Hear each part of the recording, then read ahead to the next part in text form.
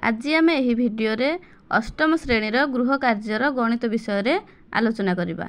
प्रथम प्रश्नटी थिला कागज बा कार्डबोर्ड व्यवहार करी घन वस्तुर मॉडल प्रस्तुत करवा। चलतु यह आम देखने किपरि भाव प्रस्तुत करवा। किपरि भाव आम समघनटे तैयारी करवा ताहार गोटे सैंपल मु आपनको देखैछि।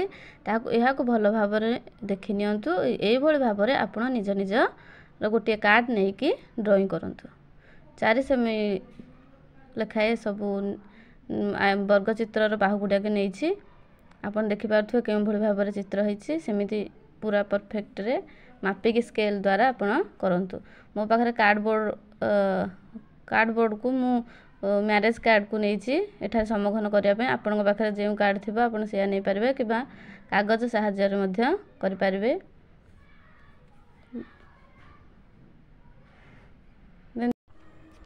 जेउठी जेउठी पेन रे मार्क होइछि सही सही जगह रु आपन को फोल्ड करबा को पड़िबो। देखंतु मु केमिति भाव रे करूछि।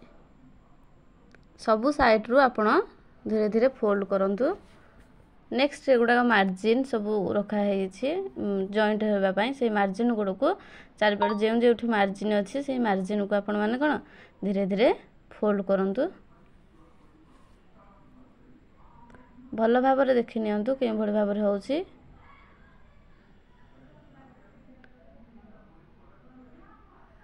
सबु साइड रो मार्जिन गुड़ा को भल भाव फोल्ड कर सारिबा परे देखंतु ताको आउ थोड़े टिके भल भाव ताको भल से फोल्ड कर दियंतु। देन यह को आमे सब गुड़ा को कोन अठा साहाय्य जॉइंट करबा जहा द्वारा कि कोन गोटे समघन होई परबा। आपन पाखरे जो ग्लू अछि फेविकॉल हेउ किबा अलगा कोनोसी ग्लू माध्यम रे आपन या को लगाई जोड़ी पारे। जो जो साइड रे मार्जिन रखा हेतला सेही साइड रे आपन ग्लू लगाई कि या को गोटे साइड रे ग्लू लगे फोल्ड करके टिके धरिकी किछि समय पर्यंत रखि नियंतु। तेणु कर या फिक्स हो जिवो। देन आउ टिके समय छाड़ी आपण अन्य साइड रे ग्लू लगाई पारबे। देखंतु भल से मार्क करंतु केउ केउठी ग्लू लगाउछि।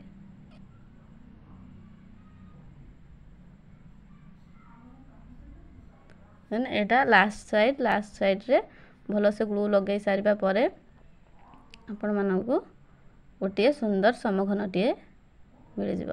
अति सहज रे एटा गोटे समघन तैयारी करिवार गोटे एटा सहज उपाय। आपण मानकु मध्य मु एई प्रक्रिया रे आपण माने आयत घन मध्य देखि नियंतु। गोटे सुंदर समघन प्रस्तुत हो गला हमर मैरेज कार्ड रो।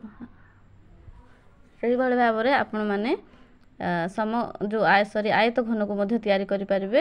यार आयत घन रो लंब को नै 8 सेमी आउ ता प्रस्थ को नै 4.5 सेमी।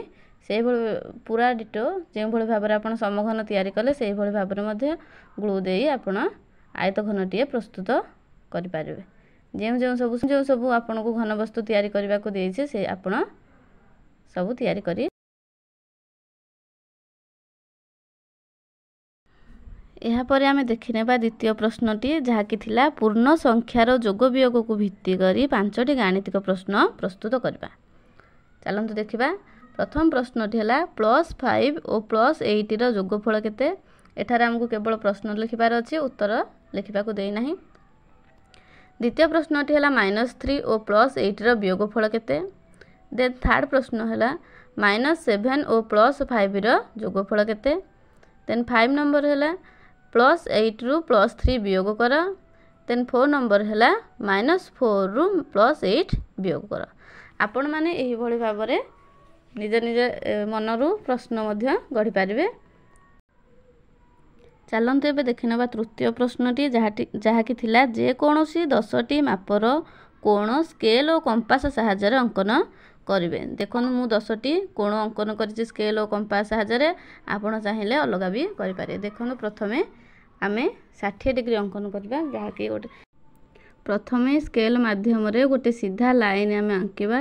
तापर स्केल कंपास और पेंसिल साहाय्य रे गोटे चाप काटिबा। देन सेही चाप को न बदलाई आ गोटे चाप काटी सेही जोठी छेद करबा सेही छेद रे आ मूल बिंदु संगे जोड़ी आमे स्केल साहाଯ୍य जोड़ीदेले 60 डिग्री हम देखो केमती मु कली देन आप देखु 30 डिग्री 60 डिग्री आम जमी भाव में 60 डिग्री अंकन कले सी 60 डिग्री अंकन कर सारा पर ताहाकु समद्विखंड कले सी 30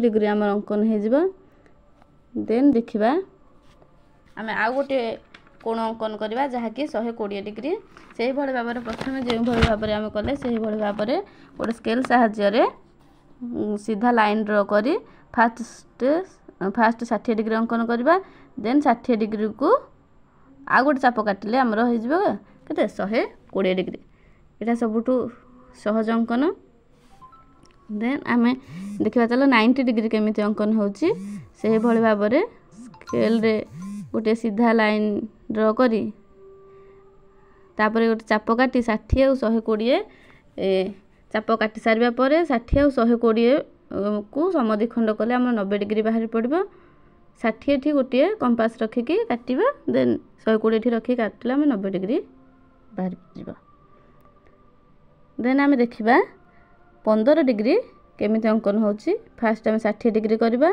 देन ताकू समद्विखंड करके आम करबा 30 डिग्री अंकन करबा फास्ट आम करछि आपण माने देखिथिबे तापर 30 डिग्री को आम अधारू अधिक चाप नहीं समद्विखंड कले आमर केते आसी जिवो 15 डिग्री जहाँ को आम स्केल साहाय्य जोड़ी देले हे जिवो आपण माने चाहिए यहाँ प्रोट्राक्टर साहाय्य मापी पारिबे ठीक अछि ना भूल अछि बोली एबे चलतु देखिबा आंकिबा 75 डिग्री केमिति अंकन होची फास्ट आम से भाई भाव में 60 डिग्री काटिबा तापर काटिबा आमर 120 60 120 को समद्विखंड कले आमर हो 90 देन 90 आ 60 को आम समद्विखंड कले पाई आम के 75 डिग्री तापर समद्विखंड कर सारा पर मूल बिंदु सांगे जोड़ी देले से जे कोणटा देख मु ड्र करछि से कोणटा हला के 75 डिग्री चलते यहाँ पर आम अंकन करवा आ गोटे कोण जोटा कि 105 डिग्री